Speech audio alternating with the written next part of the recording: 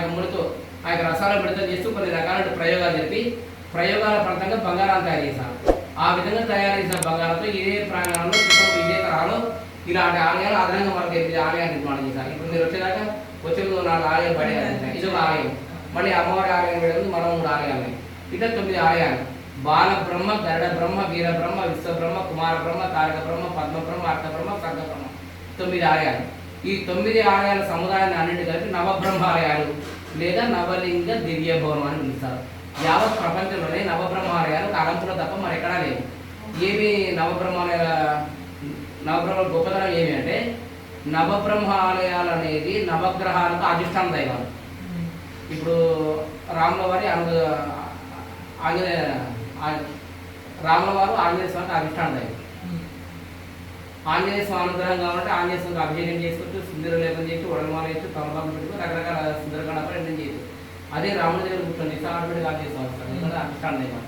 So ఇక్కడ నవబ్రహ్మాలయాన్ని దర్శనం చేసుకొని అందుకు మూలకారకుడు అంటే ఆ యొక్క బాలబ్రహ్మేశ్వరుడు అభిషేకం చేస్తే మనకు తెలియకుండా ఆ యొక్క నవగ్రహ ఇంటి పాదాలన్నీ కూడా పెరిగిపోతాయి. అందుకే సంకల్పంలో ఎక్కడా లేకుండా ఒక అనుకున్న మాత్రం బుద్ధికారక, మేధోకారక బుధగ్రహ, పత్రికారక, కళత్రకారక, సుఖగ్రహ, ఆరోగ్యకారక, యశోకారక, సూర్యగ్రహ ఇవన్నీ మనం చెప్తూ వస్తాం అనమాట. అందుకు నవబ్రహ్మాలయాన్ని దర్శనం చేస్తాం. అందుకు మూలకారకుడు బాలబ్రహ్మేశ్వరుడికి అభిషేకం చేస్తే నవగ్రహ ఇంటి పాదాలు పెరిగిపోతాయి. స్వామివారి పక్కన మనకి ఇక్కడ కనిపించే విగ్రహం విష్ణు సారగ్రహం. ఈశ్వరుడికి లింగం ఎట్లయితే ప్రతిరూపమో విష్ణువుకి ప్రతిరూపం విష్ణు సారగ్రహం. శివాయ విష్ణు రూపాయ శివరూపాయ విష్ణునే. ఈ విష్ణువు ఇక్కడ ఎట్లా అంటే ఏకకాలంలో ఇక్కడ శివుడికి విష్ణువుకి అభిషేకం చేస్తున్నాం.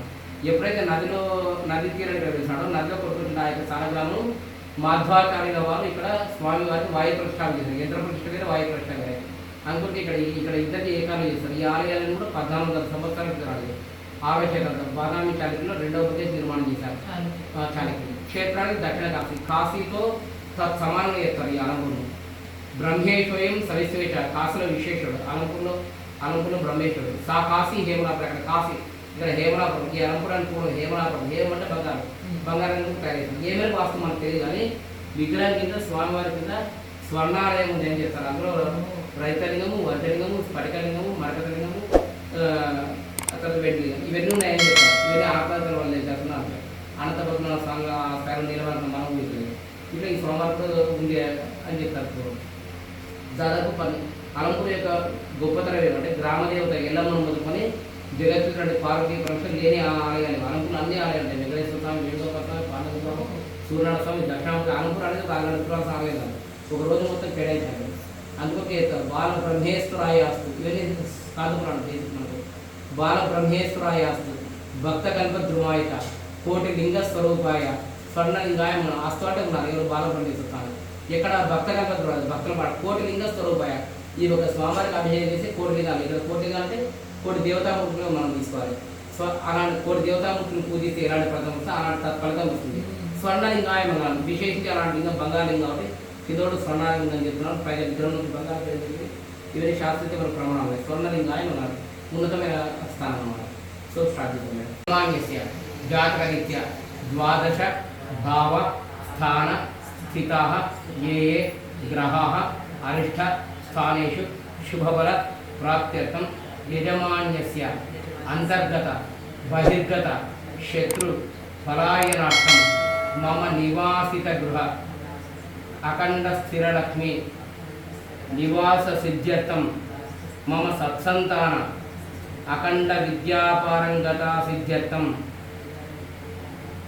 మమ యజమాన్యస్య అంతర్గత బహిర్గత శత్రు పలాయనార్థం జనాకర్షణ ద్వారా రాజ్యాధికార యోగ్యత సిద్ధ్యర్థం బుధాదిత్య యోగ్యత సిద్ధ్యర్థం అన్యోన్య బ్రాహ్మణ సహాయన భక్తిపూర్వక విశేషిత మహారుద్రాభిషేక పూజాంచ కారయిష్యే. కుడి చేత విగ్రహం దాకా రెండింటి దాకా బ్రహ్మే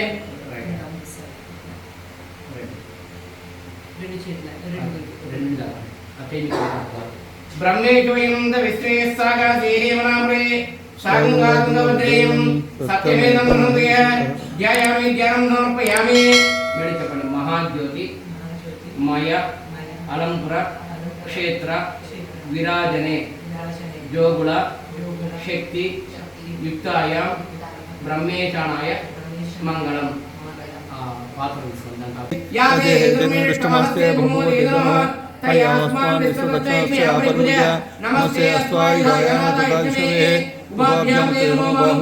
सदाशिवाय श्रीमन् महादेवाय नमः मृत्युंजयाय रुद्राय नीलकंठाय शंभवे अमृतेशाय शर्वाय महादेवाय नमो नमः बुधस्य दीर्घ बुद्धिंच मंत्रे मंत्रे रहस्यंच शुक्र सौख्यंच शनि शांतिंच राहु राज्यंच केतूनां प्रबलम सहस्र गावो विभवन महाविष्पयास्त विपये बृहस्पति